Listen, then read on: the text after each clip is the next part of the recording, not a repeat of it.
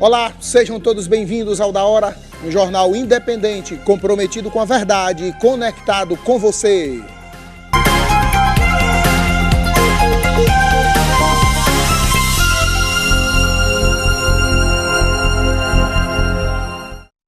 Salve, salve, queridos telespectadores! Estamos chegando com mais um Da Hora, hoje com notícias locais, nacionais e internacionais e, acima de tudo, com a sua participação pelo nosso WhatsApp. Iniciamos nossas notícias do dia falando em segurança pública, pois foi deflagrada hoje a 8ª fase da Operação Gênesis aqui em Fortaleza.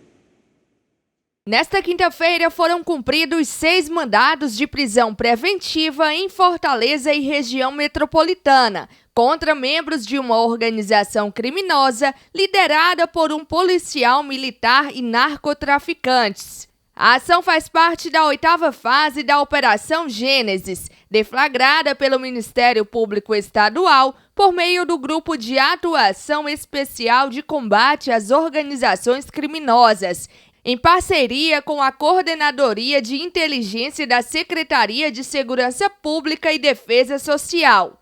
Também foram cumpridos 9 mandados de busca e apreensão.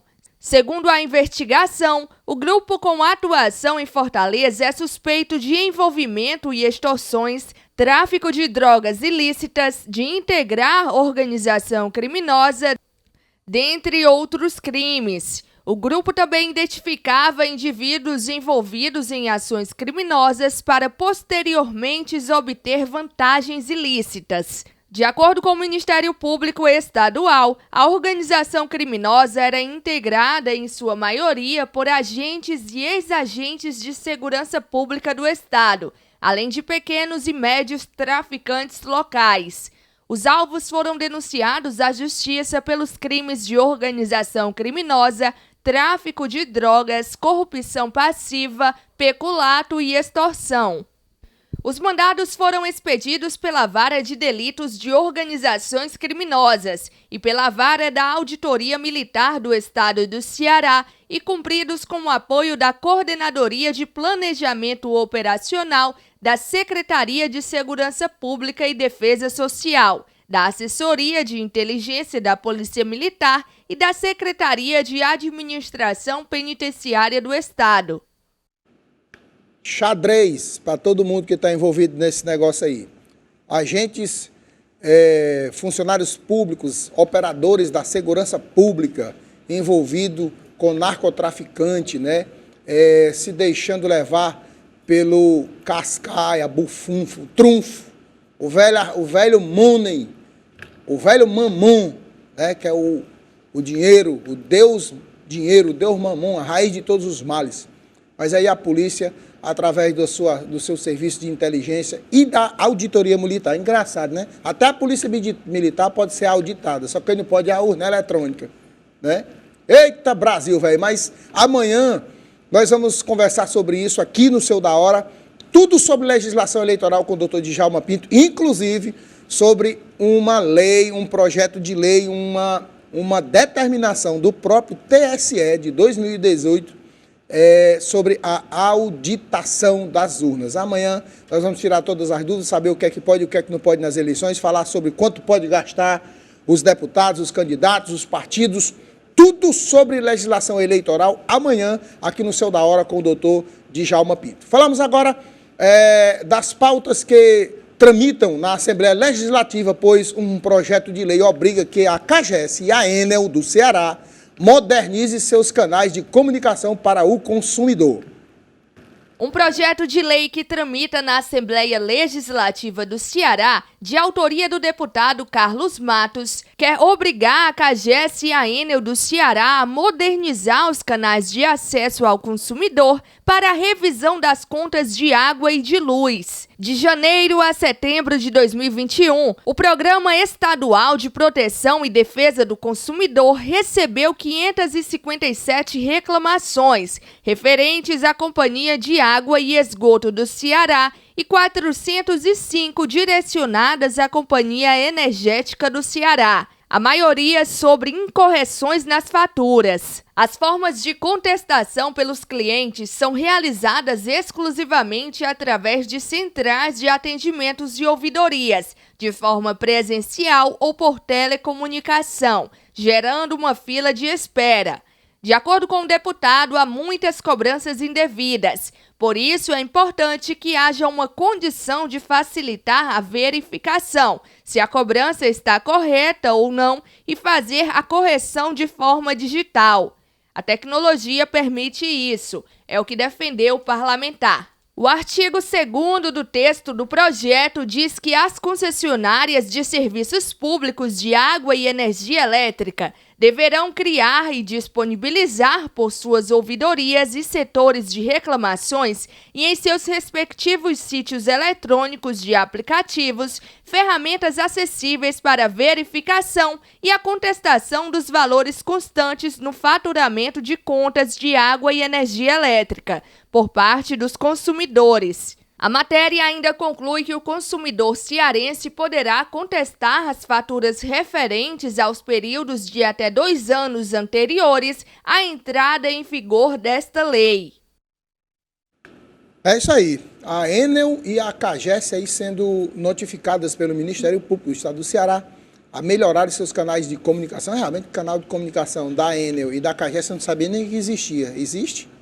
É porque os que eu já tentei resolver alguma coisa, não consigo não. Você fica ali 1 minuto, 2 minutos, 10 minutos, 20 minutos, a ligação cai. Aí você liga de novo. Aí você tem que tirar um dia todinho para tentar resolver aquilo ali.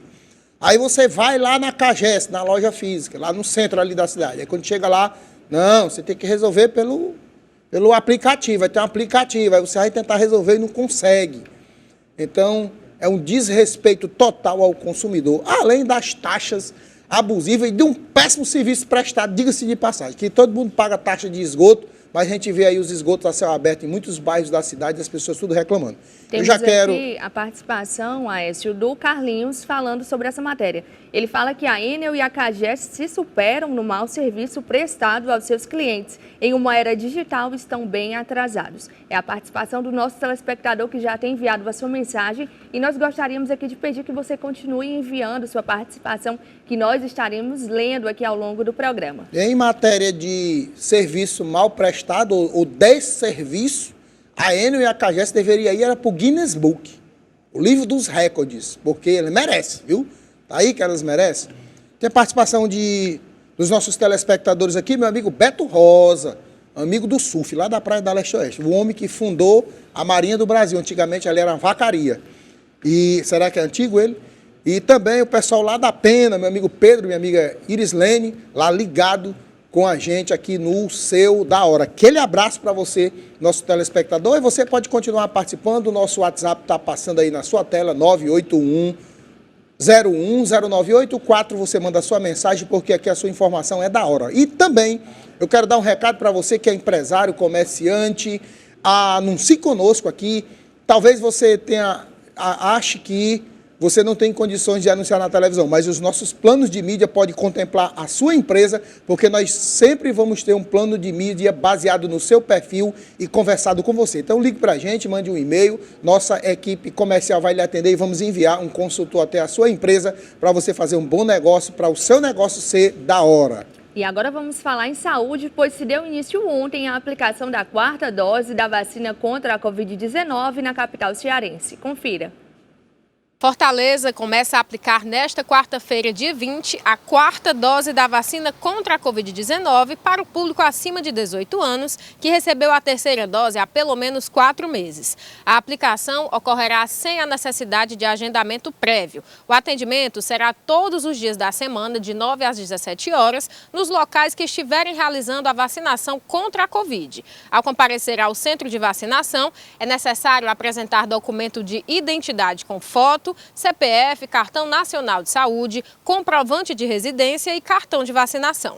Quem teve a Covid recentemente precisa estar atento ao intervalo indicado para a nova aplicação da vacina. Se testar positivo para a Covid, o paciente deve aguardar pelo menos 30 dias após o início dos sintomas ou do exame positivo de assintomático para se vacinar. Se o quadro tiver sido grave, o intervalo deve ser de 3 meses.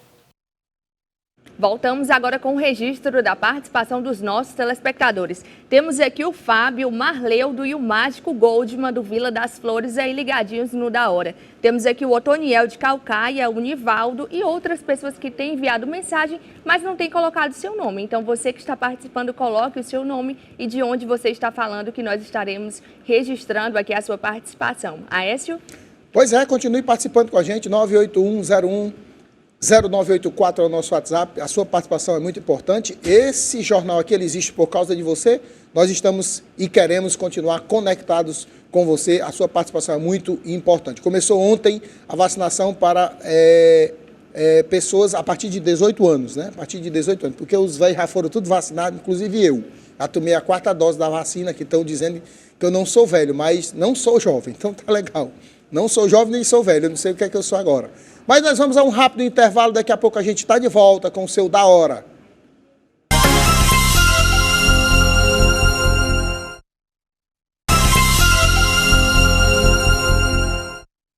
Estamos de volta e já falando que tem alguns sites que têm utilizado o nome do Auxílio Brasil para aplicar golpes. Confira. Circulam mensagens por via WhatsApp, SMS ou e-mail informando que o governo federal está dando um novo Auxílio Brasil de R$ 2.500 por meio de transferência via Pix. Se trata de um novo golpe que vem sendo aplicado por sites.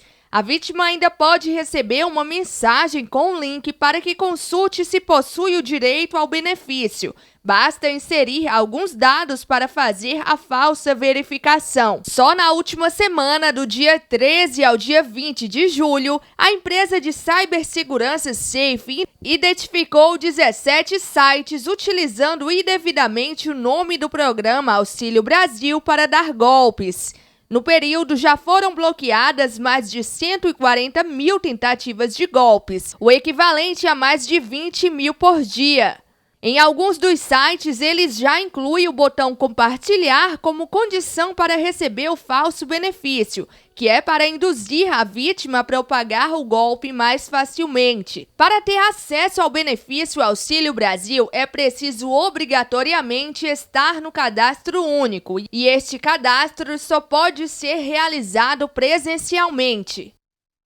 Olha, essas são tantas pessoas passando necessidade, precisando realmente de um auxílio, enquanto isso golpistas ali se aproveitando, né, desse momento para poder aplicar golpes em pessoas que veem ali uma possibilidade de aumentar a renda, de realmente contribuir ali financeiramente para a sua família. É lamentável. Tem muita alma cebosa nesse planeta, né, meu irmão? E aí é assustador, 20 mil tentativas, por dia. 20 mil bloqueados por dia. Ou seja, deve ter um aparato aí de uma quantidade de pessoas aplicando esses golpes. Então, você recebe Auxílio Brasil, não só Auxílio Brasil, mas qualquer tipo de auxílio, você faz suas transações bancárias, suas movimentações financeiras por aplicativos, pelo celular. Fique atento, tome cuidado, qualquer desconfiança, não complete a operação e contacte o seu banco, porque você pode cair num golpe. E também não compartilhe. Eu acredito que aplicativo nenhum tem botão de compartilhamento para você compartilhar aquilo com outra pessoa. Então não compartilhe, porque você pode estar caindo num golpe e fazendo outras pessoas caírem. Olha, Écio, e além desse golpe, eu particularmente recebi recentemente uma oferta de emprego de uma grande empresa, uma oferta falsa, né? Ali que oferecia você trabalhar 2 horas por dia e ganhar em torno de R$10 mil, por exemplo. Aí você clica ali no link e pronto, já tem todos os seus dados levados aí pelos golpistas. Então, se você receber qualquer mensagem assim duvidosa, não aceite, vá, procure o canal oficial da empresa, né? Eu tenho uma dica aqui, eu não sei se isso funciona, acho que quem é especialista em TI pode falar isso, mas quando eu fico desconfiado, a pessoa pede meu CPF, aí eu dou o número errado, entendeu? Eu dou o número errado, aí a pessoa, não, o número não confere. Aí eu não, então realmente é um site seguro, ele tem meu CPF, está pedindo só minha confirmação, né? Aí quando eu dou o número errado, e já aconteceu isso comigo uma vez, eu dei o número errado e a pessoa continuou lá. E tal, eu dei umas 2 informações erradas, aí a ligação caiu. E aí eu acho que não deu certo não deu certo o golpe dele lá. Eu não sei se isso funciona, mas eu já fiz isso algumas vezes. Vai ter que ficar muito atento, todo porque cuidado é pouco, tem né? muito mala sem alça nesse Brasil. Sem dúvidas, viu, Écio? Nós mudamos de assunto agora e falamos que a Agência Nacional de Transportes Terrestres aprovou nesta semana o reajuste da tabela dos pisos mínimos de fretes do transporte rodoviário de cargas. Confira. A Agência Nacional de Transportes Terrestres aprovou na última terça-feira, dia 19, o reajuste da tabela dos pisos mínimos de frete do transporte rodoviário de cargas. O aumento será baseado no Índice Nacional de Preços ao Consumidor Amplo, o IPCA, acumulado no período de dezembro de 2021 a junho de 2022. Segundo a agência reguladora, também será aplicada a variação do valor do óleo diesel S10, referente aos valores divulgados pela Agência Nacional do Petróleo, Gás Natural e Biocombustíveis para o período de 10 a 16 de julho. A nova resolução, com os valores da tabela, será publicada no Diário Oficial da União. A revisão atual não altera a metodologia vigente, apenas aplica a variação acumulada do IPCA sobre os itens de custo compostos pelos insumos e serviços relacionados à prestação do serviço e atualiza o valor do diesel. Com isso, as tabelas de piso mínimo de frete terão um aumento médio que varia de 0,87% para operações com veículo automotor de alto desempenho a 1,96% com carga-lotação. Aécio, o que falar dessa aprovação? Olha, esse aumento aí da ANTT, da Agência Nacional de Transportes Terrestres, ele tem o principal motivo é o preço do diesel, o preço atual, certo? Realmente, os fretes tinham que sofrer algum tipo de reajuste. Eu não vou aqui também achar que todo mundo tem que sacrificar seu lucro, todo mundo tem que sacrificar seu trabalho. Porém, todavia, contudo, em breve, nós vamos ter uma oferta maior de diesel no Brasil, porque está chegando diesel da Rússia. Aí vai baixar o preço do diesel. E aí, eu acredito que vai dar uma equilibrada na questão do transporte terrestre do Brasil.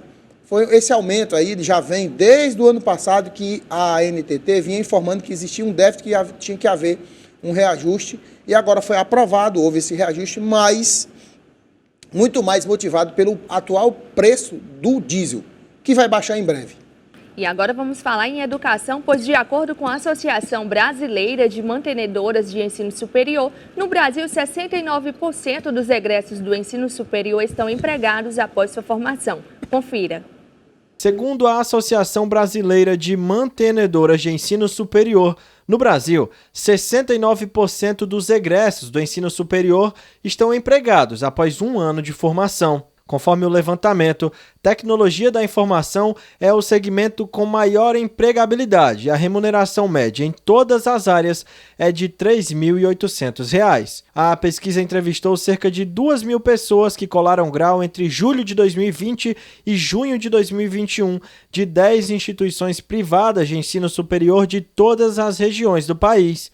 Entre os bacharéis e tecnólogos, o aproveitamento no mercado de trabalho foi mais significativo, 70% e 69% respectivamente, de acordo com o levantamento. Quando foram analisados os profissionais que fizeram licenciatura, o índice caiu para 61%. No Brasil, o número de empréstimos consignados cresceu. Junto com eles, aumentam também as reclamações aos órgãos de defesa do consumidor. Saiba como agir dessa situação. O volume de crédito consignado aumentou 30% nos últimos 2 anos e atingiu o valor recorde de R$ 516,3 bilhões de reais contratados neste ano. De acordo com dados do Banco Central, é o maior valor já registrado nesta modalidade de empréstimo. Entre esse número catalogado de aumento nos empréstimos, há relatos de consumidores que não solicitam nem recebem, apenas arcam com a dívida. Eneilândia Rabelo, que é diretora do Procon Fortaleza, fala da porcentagem de aumento de reclamações referentes a este problema. O Procon Fortaleza fez um comparativo, com esse número de reclamações que já estavam nos chamando bastante a atenção. Então, fizemos um comparativo dessas reclamações desse ano, de 2022, com o ano passado, de janeiro a junho.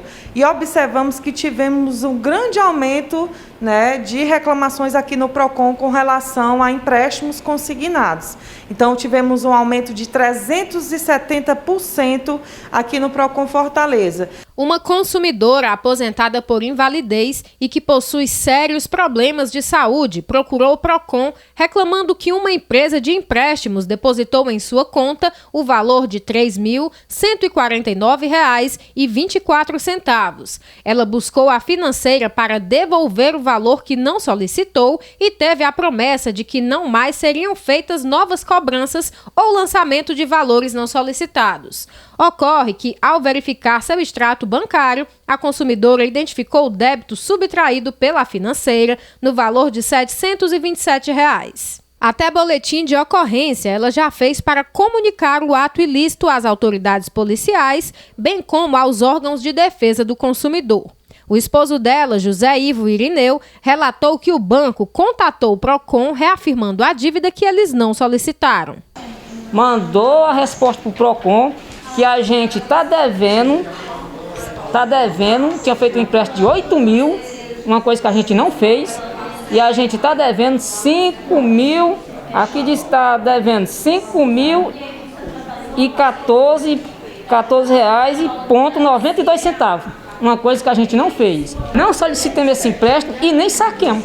Eneilândia Rabelo enfatiza que o órgão enviou recomendações aos bancos mais reclamados. Diante desse fato, o PROCON Fortaleza ele decidiu aí, mandar uma recomendação para os 10 bancos e financeiras mais reclamados aqui no órgão, no intuito de evitar o incentivo, né, uma prática abusiva do incentivo desses empréstimos consignados. A diretora do PROCON detalha como o consumidor deve agir quando ocorrer um problema desta natureza. Então é importante o consumidor avaliar toda essa situação, buscar sim o seu direito, né, tanto buscar a empresa que ofereceu esse empréstimo inicialmente para saber o que foi que aconteceu, como também posteriormente o consumidor deverá buscar o órgão de defesa para garantir e saber de fato o que foi que realmente aconteceu nessa situação. Aécio, o que falar dessa situação? Eu daria a minha colaboração para resolver esse problema aí de uma forma definitiva e só cobraria R$1. R$1 só. Só para não dizer que foi de graça, para não desvalorizar. A diretora do PROCON, ela falou que vai mandar uma notificação às 10 empresas que mais recebem reclamação. É simples, porque não fecha essas 10 empresas. Porque não corta a operação delas até elas se readequarem. E porque também não fazem ela devolver os valores abusivos. Olha, esses dias, uma pessoa me mostrou um empréstimo. A pessoa pediu R$8 mil emprestado, ia pagar em 48 parcelas de 511. De 8 mil, a pessoa ia pagar quase R$25 mil em 48 juros, pagamentos. Né? Isso é um absurdo, isso é uma covardia e é simples de resolver. As empresas estão recebendo reclamações, essa empresa aqui, tal, vai lá e corta, você está proibido de operar por tanto tempo. Se você quiser voltar, a gente vem aqui e assina um termo de compromisso, de ajuste de conduta, entendeu? É bem fácil de resolver, é só querer. Ministério Público, Polícia Federal, seja lá o que for, Receita Federal, vai lá e corta as asas desses pombinhos voadores. Eu gostaria agora de registrar a participação de telespectadores. Temos aqui a Dalvani de Assis, que tem mandado sua participação para o nosso programa. Temos o Matheus Barroso, a Tânia Regina, o Clécio do Carlito Pamplona, Elisa Cardoso, a Lourdes Costa do Centro, o Mardônio da Maraponga e temos também o Erivaldo da Costa de Messejana. Muitas pessoas enviando as suas mensagens, então aqui fica a nossa gratidão a você que nos ajuda a fazer o da hora. E agora vamos falar em saúde, pois a Agência Nacional de Saúde Suplementar enviou ao STF uma manifestação a respeito dos planos de saúde. Confira. A Agência Nacional de Saúde Suplementar enviou ao Supremo Tribunal Federal uma manifestação sobre o rol taxativo de procedimentos de planos de saúde. Em junho, o Supremo Tribunal de Justiça decidiu que as operadoras não são obrigadas a cobrir procedimentos médicos que não estão previstos na lista da ANS. A segunda seção do Superior Tribunal de Justiça entendeu que o rol de procedimentos definidos pela agência é taxativo, ou seja, os usuários não têm direito a exames e tratamentos que estão fora da lista. Após a decisão, diversos partidos políticos e entidades recorreram ao Supremo para derrubar a decisão. Para os recorrentes, o entendimento do STJ prejudica os pacientes, que podem ter tratamentos suspensos. Em sua manifestação enviada ontem ao Supremo, a Agência Nacional de Saúde Suplementar afirmou que o eventual sucesso das ações terá efeito na mudança dos riscos dos contratos em vigor e nos preços dos novos. Nos dias 26 e 27 de setembro, o STF fará uma audiência pública para debater a questão. Não há prazo para decisão. A lista de procedimentos e tratamentos obrigatórios da ANS foi criada em 1998 para estabelecer um mínimo de cobertura que não poderia ser negada pelos planos de saúde. O rol vem sendo atualizado desde então para incorporar novas tecnologias e avanços. Desde então, é comum que os usuários de planos de saúde busquem na Justiça o direito de as operadoras pagarem por procedimentos ou tratamentos que ainda não estejam previstos no rol da ANS. Aécio, o que falar dessa decisão da ANS em enviar aí ao Supremo Tribunal Federal uma declaração a respeito daquele rol taxativo que a gente comentou aqui? Até que enfim, né? Coisa simples de se resolver. A gente falava aqui sobre essa questão de plano de saúde, e aí o João Mota defendia que a pessoa poderia contratar ou deveria contratar um advogado antes de contratar um plano de saúde. Não, discordo completamente. Ou tem que haver a regra, tem que haver regras, normas, leis que sejam cumpridas e sejam fiscalizadas, para que os planos cumpram o que está no contrato. E os contratos serem muito bem analisados, porque pode ter coisa dentro do contrato que é ilegal, que vai ferir o direito do consumidor. É só isso que tem que acontecer. O contrato tem que ser registrado, deveria ser registrado no Ministério da Saúde. Né? Esses contratos deveriam ser analisados, avaliados pelo Ministério da Saúde, pelo órgão competente, e inclusive até pela própria Receita Federal com relação à questão de valores. E pronto, cria-se uma norma, tem uma lei, se estabelece ali, e ninguém vai precisar estar atrás de advogado para resolver um problema de plano de saúde. Quando ele contratar, ele vai ter a certeza que está contratando um serviço que aquele contrato ele está de acordo com a lei, com a Constituição, com o Código de Defesa do Consumidor, e vai resguardar o direito dele como usuário daquele plano de saúde. Olha, Esfi, temos aqui a participação do Paulo Barros, que fala o seguinte: ele pergunta se a autuar ali o DECOM e o PROCON resolve situações, porque ele vê falar em multas sobre empresas, mas as reclamações continuam e as empresas continuam agindo do mesmo jeito. Não é uma questão de resolver, como é o nome do... Paulo Barros. Paulo Barros. Paulo Barros não é só uma questão de resolver, ajuda, resolve. As empresas são multadas, elas começam a ter mais atenção, mas não significa dizer que vai resolver definitivamente, porque existe uma prática no meio de muitas empresas aí, que é a prática do lucro a qualquer custo. Acho que não só no meio de empresa. Então, essas pessoas ficam sempre tentando uma forma, acha que caiu no esquecimento, volta a fazer, mas o PROCON e o DECOM são fundamentais. Se não fosse eles, aí nós não teríamos direito a quase nada. E, acima de tudo, o cidadão deve se informar, deve chegar com o Código de Defesa do Consumidor na ponta da língua. Quando ele vê um direito ferido, ele diz, não, o Código de Defesa do Consumidor diz isso, isso, isso. Eu já passei por várias situações onde eu vi que a coisa estava errada, eu cheguei com o Código de Defesa do Consumidor, meu amigo está aqui, artigo tal do Código de Defesa do Consumidor diz isso, isso, isso, você está descumprindo o Código de Defesa, nós vamos resolver aqui, ou eu vou para o PROCON, ou eu vou para o DECOM. Então, vamos resolver. E o cidadão informado, ele não é enganado. E agora vamos falar em economia, pois a arrecadação de impostos alcançou aí no primeiro semestre o melhor resultado desde 1995. De acordo com informações divulgadas nesta quinta-feira pela Receita Federal, a arrecadação de impostos e contribuições federais no Brasil somou 181 bilhões de reais em junho. O resultado é o melhor para o mês desde 1995, ano que marca o início da série histórica. Com a atualização, o volume recebido com impostos e contribuições alcançou 1,114 trilhão de reais nos primeiros 6 meses deste ano. Também o melhor resultado para o período dos últimos 27 anos.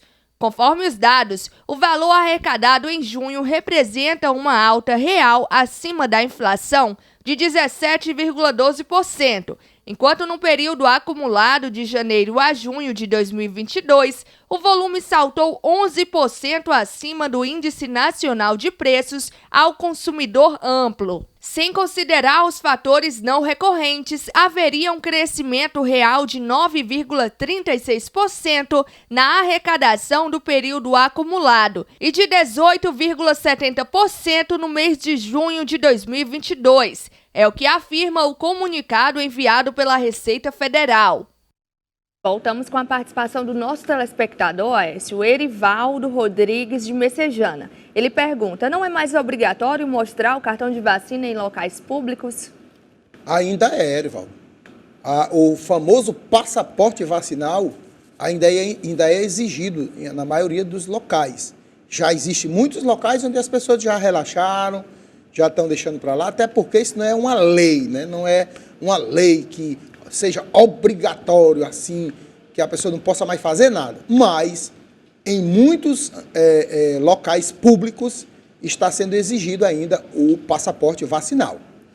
E agora vamos continuar falando em banco, pois o Banco Santander foi condenado a pagar indenização por assédio moral a funcionários. Confira. A primeira turma do Tribunal Regional do Trabalho da 10ª Região, em Brasília, condenou o Banco Santander a pagar 274,4 milhões de reais em indenização por danos morais coletivos, por conta de assédio moral cometido contra funcionários. A decisão é de segunda instância e foi publicada em 15 de julho. Cabe recurso ao Tribunal Superior do Trabalho.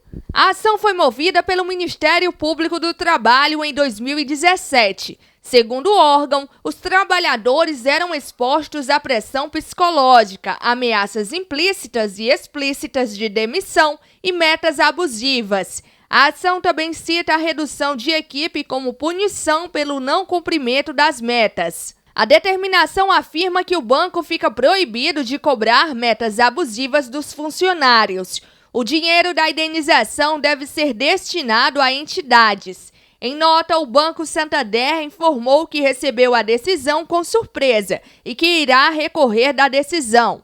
No entanto, os desembargadores da primeira turma do Tribunal Regional do Trabalho da 10ª Região rejeitaram os argumentos. Para eles, a questão merece um tratamento pontual e urgente, levando-se em conta a quantidade de estabelecimentos bancários espalhados no país, bem como a quantidade de demandas sobre o tema. Gostaria de registrar aqui a participação da Dalvinha da Vajota, que está mandando a sua participação para o nosso WhatsApp. Temos também o Kizar do Pirabu, o Alci e vários telespectadores que estão participando. E eu gostaria de pedir que você continue participando, que daqui a pouquinho nós voltamos com muito mais notícias para você.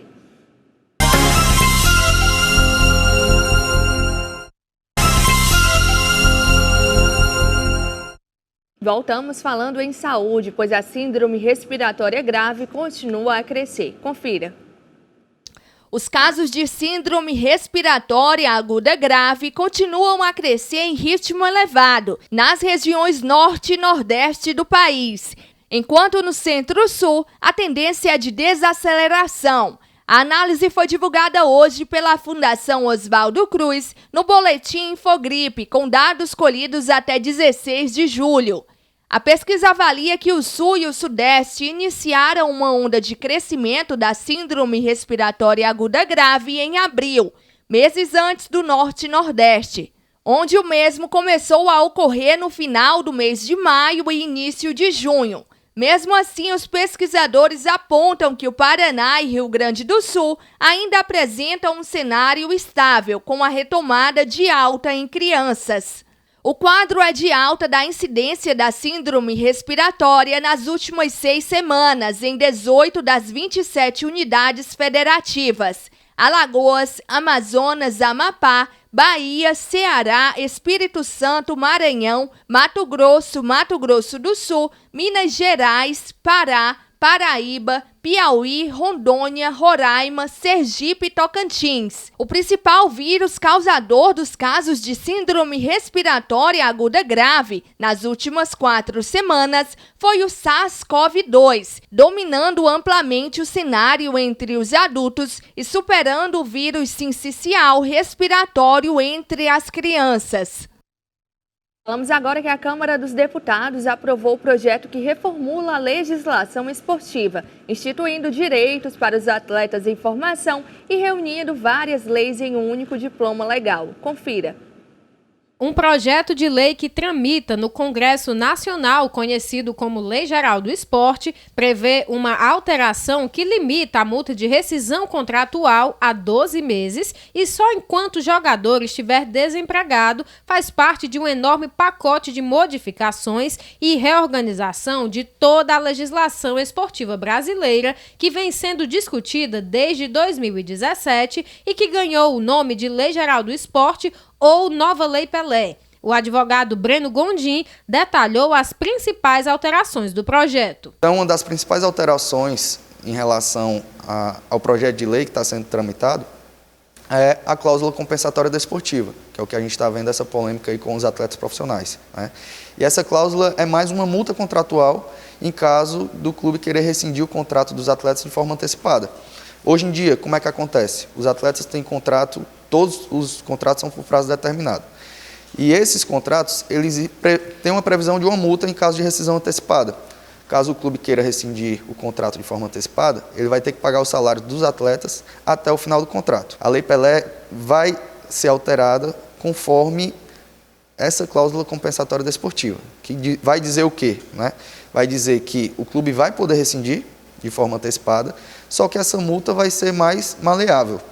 O advogado disse ainda quem são os mais prejudicados com essas alterações.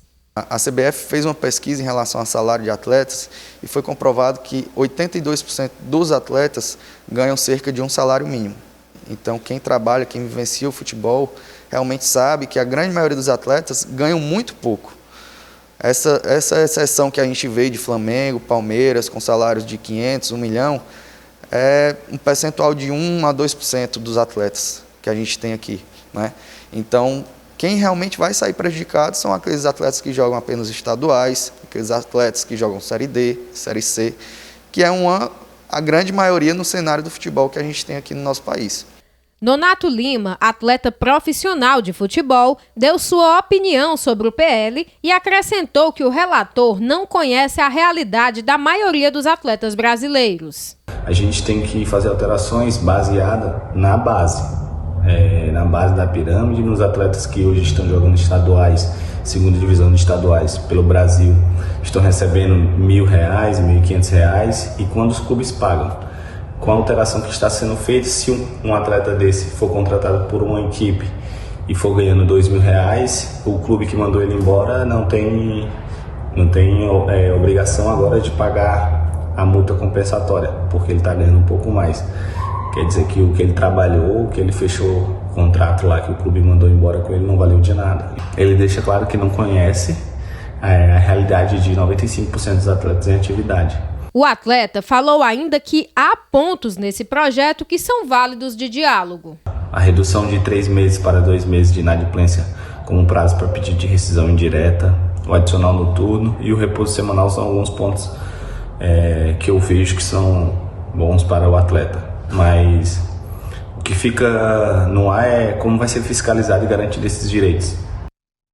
Aécio, nós temos acompanhado aqui no Da Hora essa lei, a Lei Geral do Esporte. Eu gostaria de saber o que você acha dessa reformulação da lei sem consulta aos jogadores profissionais. Começou errado já, né? Porque aí criar uma lei sem consultar quem vai utilizar a lei, que são os próprios jogadores de futebol, O futebol é um esporte, aliás, acho que todo esporte ele tem aquela parte da ilusão.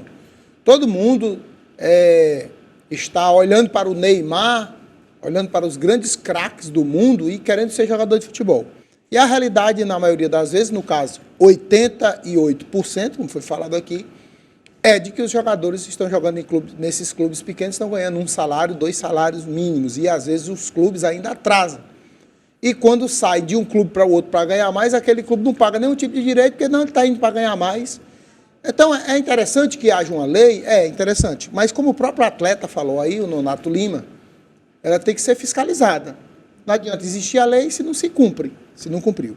A outra coisa é que o futebol, ele é um esporte de performance, muito de performance. O time contrata um centroavante. Se ele passar 5 partidas, 6 partidas sem fazer um gol, pega o beco e vai-se embora. Aí tem a multa rescisória, aí tem que haver realmente uma legislação que contemple tanto o atleta quanto o clube. Tem que haver uma legislação que seja igual para os dois lados, não para ferir o atleta nem também para ferir o clube. Mas é muito importante que os relatores dessa lei, eles chamem os atletas, os representantes de todos os níveis, não só os atletas dos grandes clubes, mas vem aqui no Ceará, vá no Pernambuco, vá no Piauí, pegue lá aqueles times lá da 2ª divisão do Campeonato Estadual do Piauí e leve eles para opinar e vejam como é que está a situação dele. Estude o que estão fazendo para não fazer besteira. E temos aqui, Aécio, a participação de um telespectador, Clécio, que está fazendo uma denúncia a respeito da Caixa Econômica de Caucaia. Ele fala que é um descaso que está acontecendo lá. Ele chegou às 6 horas da manhã, entrou no banco às 10 e só saiu à noite. Ele conta que passou 9 horas para ser atendido. E além deles, tem idosos e crianças na fila e no sol nesse tempo todo. Não tinha outro canto para ele falar, não? Tinha que ser da Caucaia? Ele disse que lá só tem uma caixa... A Caixa Econômica da Caucaia, meu amigo, eu tenho um trauma tão grande com qualquer banco da Caucaia. Já conhece, que né? Eu faço qualquer... Ó, se fizer assim, quando eu vou chegando perto da rua da Caixa Econômica, eu entro logo à direita, na outra rua, para sair para ir embora. Eu sempre vou para a Fazenda Garrote, onde eu tenho um trabalho lá, eu presto serviço lá na Fazenda Garrote, em Caucaia, e eu gosto de entrar e ir por dentro da Caucaia, por dentro de Caucaia. Eu não faço aquele arrudeio, tá? Eu vou por dentro da Caucaia. Me acostumei a andar por ali, gosto de andar por ali. Mas quando vai chegando perto dos bancos, eu entro logo à direita, porque eu não gosto de passar nem perto. Todos os bancos de lá são complicados. A Caixa Econômica é um pouco mais. Eu passei lá semana passada, eles colocaram as tendas ali do lado de fora, o pessoal ficar na fila. São filas gigantescas no meio do sol e o atendimento é a Deus dará. Ou seja, a Caixa Econômica da Caucaia, ela está entregue às traças. E agora mudamos de assunto e falamos que, segundo os dados do Superior Tribunal Eleitoral, 1 em cada 7 eleitores brasileiros não é obrigado a comparecer às urnas neste ano. Confira. De acordo com os dados do Tribunal Superior Eleitoral, 1 em cada 7 eleitores brasileiros não é obrigado a comparecer às urnas em 2022. O percentual de voto facultativo voltou a subir e pode ser decisivo para a escolha do próximo presidente.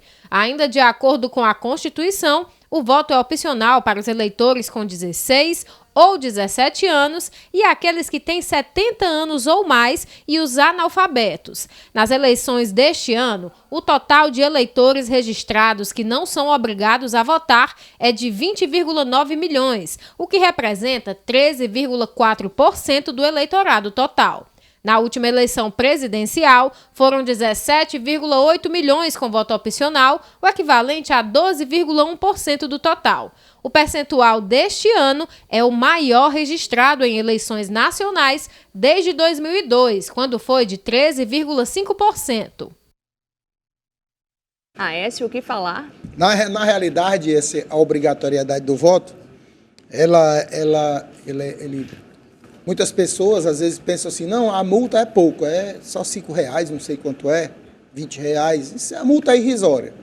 Mas existe todo um processo de impedimento que a pessoa passa se ele não tiver com os seus comprovantes de votação, certo? Então, é obrigatório. Agora, eu sonho, e eu acredito que a maioria dos telespectadores em um dia, que o voto no Brasil seja facultativo. O que é que vai acontecer, Aécio, com o voto facultativo? Primeiro, a eleição vai custar menos de 1/3 do que custa hoje. Os partidos vão gastar muito menos, o Brasil vai precisar de gastar muito menos com a eleição. Voto facultativo, bota ali a urna, quem quiser exercer sua cidadania vai lá, vota no seu candidato, aí é aquela maravilha, conta-se os votos, quem tirar mais votos está eleito, e acabou-se a conversa. E está resolvido o problema. Eu sonho com esse dia e espero que um dia chegue. E agora mudamos de assunto e falamos que a ministra Ana Reis participa de última sessão no Tribunal de Contas da União. Confira. Na última quarta-feira, a ministra Ana Reis participou da última sessão de sua carreira no Tribunal de Contas da União. Há 11 anos na função, sendo os últimos 2 anos na presidência da Corte, ela completa 75 anos na próxima semana. Com a sua saída, está aberta uma corrida entre os deputados para ocupar a sua função. A Câmara dos Deputados precisa aprovar um novo nome para compor o Tribunal de Contas da União. A escolha deverá ficar para o período após as eleições. Pleiteiam um posto os deputados federais Fábio Ramalho, Hélio Lopes, Jonathan de Jesus e Soraya Santos. Os presidentes se reúnem hoje na reunião da cúpula do Mercosul no Paraguai. Confira. Ocorre hoje a 60ª reunião ordinária da cúpula de chefes do Estado do Mercosul, o bloco econômico composto por Paraguai, Uruguai, Brasil e Argentina. Esta é a primeira reunião presencial dos líderes do bloco desde o início da pandemia. Após cancelar a ida à Assunção, capital do Paraguai, o presidente Jair Bolsonaro deve participar da cúpula do Mercosul via videoconferência. A suspensão da ida se deve aos compromissos oficiais do presidente no Brasil. Nesta edição do encontro, o Paraguai deixa a presidência temporária do bloco e passa a função para o Uruguai. Cada presidência dura 6 meses. Na última quarta-feira, ocorreu a reunião ordinária do Conselho do Mercosul com a participação de ministros de Estado. Antes da troca de presidência, o Ministério das Relações Exteriores do Paraguai anunciou a assinatura de um acordo de livre comércio do Mercosul com a Singapura. O bloco também entrou em consenso para reduzir em 10% da tarifa externa comum chamada TEC do Mercosul. A medida já vinha sendo adotada pelo Brasil de forma unilateral. Segundo o governo brasileiro, ainda está prevista durante o encontro desta quinta-feira a assinatura de acordo para combater o feminicídio e a continuidade de tratativas para ampliar os acordos com a Índia e Israel. Também está previsto para hoje o encontro de trabalho dos chefes de estados do Fórum para o Progresso e Desenvolvimento da América do Sul. O principal assunto a ser debatido é o combate ao crime organizado entre as fronteiras da região. Somente este ano, o Brasil exportou mais de 10 bilhões de reais para o Mercosul e importou aproximadamente 9 bilhões de reais dos países membros. Segundo o governo federal, mais de 90% das vendas brasileiras para o Mercosul são de produtos da indústria de transformação, incluindo exportações dos setores automotivo e de máquinas e equipamentos.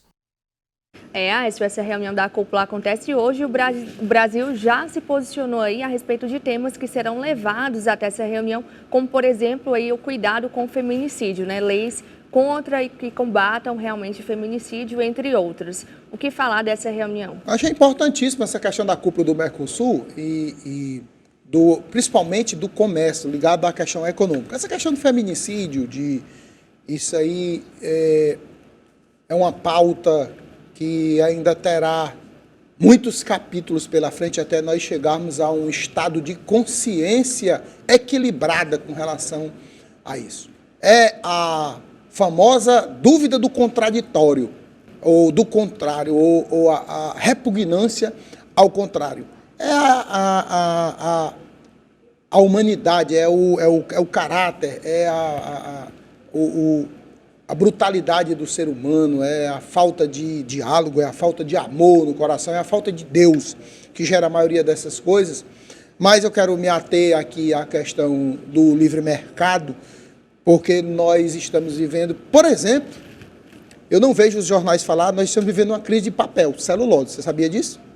O Brasil é um dos maiores produtores de celulose do mundo, mas nós temos consumidores externos que estão cada vez mais comprando e o Brasil não tem uma normativa de controle para impedir que a gente venda a celulose para fora e segure uma parte aqui no Brasil.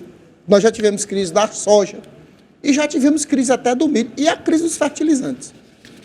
Então, é preciso que haja um olhar mais apurado para essa questão com relação, pelo menos, ao Mercosul, para que as tecnologias elas possam proporcionar um equilíbrio na oferta de insumos, bens, insumos e serviços para o Mercosul, principalmente para o Brasil. Como eu falei, a crise da celulose. Papel está a preço de ouro e não tem para vender. Por exemplo, vou dizer aqui o nome de um papel, Reciclato, um papel que desde a lei do selo verde de 2014, que eles mudaram a composição, esse papel que é feito de papéis reciclados, ele hoje é mais caro do que o papel virgem. Então, para mim, isso revela uma crise na questão de papéis, na questão de celulose no Brasil. O presidente Bolsonaro, com certeza, e toda a sua equipe econômica já deve estar de olho nisso. Eu já vi algumas matérias, não quero comentar aqui, porque não tenho certeza absoluta, não vou falar aquilo que eu não tenho 100% de conhecimento. E agora vamos aqui registrar a participação do nosso telespectador. Temos aqui a equipe de trabalhadores lá do CRAS Canidezinho participando e acompanhando o Da Hora. Temos o Regis da Maraponga, a Cristiane Letícia, o Nivaldo, o Lucerbaldo Castelão e temos também o Ricardo participando. Muito obrigada a todos que estão enviando a sua mensagem. Nós continuaremos lendo e registrando aqui a sua participação. E agora mudamos de assunto e falamos que durante o primeiro semestre deste ano, a Constituição ganhou 11 novas emendas. Confira. No primeiro semestre de 2022, a Constituição ganhou 11 novas emendas, sendo que as 3 últimas foram promulgadas no último dia 14 em sessão do Congresso Nacional, que contou com a presença do presidente Jair Bolsonaro. Na ocasião, foram promulgadas a emenda constitucional do piso da enfermagem e a emenda que visa reduzir o número de processos no Superior Tribunal de Justiça. A emenda constitucional 123, também conhecida como a PEC dos Auxílios, de autoria do senador Fernando Bezerra Coelho, permite ao governo federal gastar fora do teto de gastos mais de 41,5 bilhões de reais até o fim do ano, para aumentar os benefícios sociais, conceder ajuda financeira a caminhoneiros e taxistas, ampliar a compra de alimentos para pessoas de baixa renda e diminuir tributos do etanol. A emenda constitucional 124 é resultado de uma proposta da senadora Elisiane Gama. O texto inclui na Constituição a obrigatoriedade do pagamento de piso salarial a enfermeiros, técnicos e auxiliares de enfermagem e parteiras. Com a aprovação dessa emenda, o projeto de lei do senador Fabiano Contarato, que institui um piso salarial para os profissionais, pôde ser enviado à sanção da Presidência da República. Além dessas emendas, outras também foram promulgadas pelo Congresso Nacional ao longo do primeiro semestre. E nós já estamos caminhando para o fim de mais uma edição do Da Hora. Muito obrigada a todos os nossos telespectadores que estiveram conosco em mais uma edição, mandando sua mensagem, participando aqui no nosso WhatsApp. E gostaríamos de lembrar que amanhã teremos um convidado super especial, não é mesmo, Aécio? Com certeza, amanhã o doutor Djalma Pinto, o maior especialista em legislação eleitoral do Brasil, estará conosco aqui na bancada do Da Hora. Então, você que tem sua dúvida sobre a eleição, sobre o candidato, sobre o que pode e o que não pode, propaganda eleitoral, boca de urna, compra de voto, pode mandar seu WhatsApp para a gente, porque amanhã a gente vai responder tudo. Tem pessoas pedindo para a gente reapresentar a matéria com a motociata do presidente Jair Bolsonaro em Fortaleza. A gente vai colocar algumas imagens para você amanhã, vamos falar sobre isso. Tem pessoas até perguntando se não seria ilegal uma motociata com o presidente Bolsonaro. Doutor Djalma Pinto, especialista em legislação eleitoral, vai responder tudo para você amanhã no Da Hora. Obrigado pela sua audiência, amanhã a gente está de volta. Isso mesmo, até amanhã.